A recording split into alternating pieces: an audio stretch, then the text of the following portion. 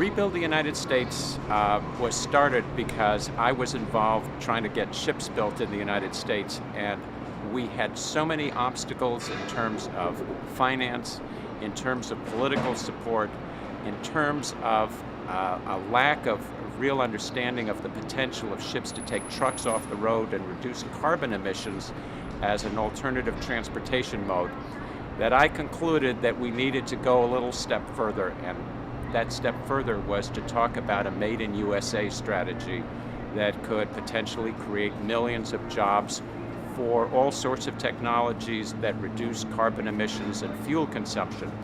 The ships obviously was our first step, but we saw alternative partners in areas like offshore wind development, high-speed trains, and I also saw that weatherization and solarization of houses, all of us were struggling along the same path.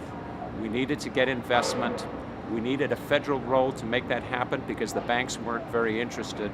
And because right now it's 2011, we have 15 million Americans out of work, and Congress and the President have no plan to put anybody back to work unless we act.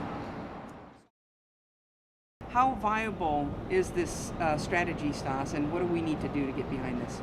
Well, the first problem we've got is the established politicians are not interested in doing anything about jobs. And we know that because it's 2011 and there are 15 million Americans out of work, and we still don't have a jobs program.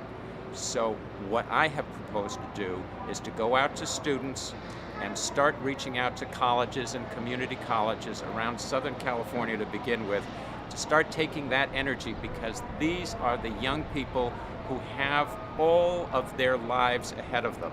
And they're struggling in a tough environment, they're struggling with cutbacks in education, and they see the need for change. And they are not invested like their elders are with campaign contributors who don't want change, who support fossil fuels that are increasingly dangerous to our environment, who are supporting not doing anything because they don't want to offend people who don't want to pay taxes. The students are our future. They are our children, and we need to invest in them.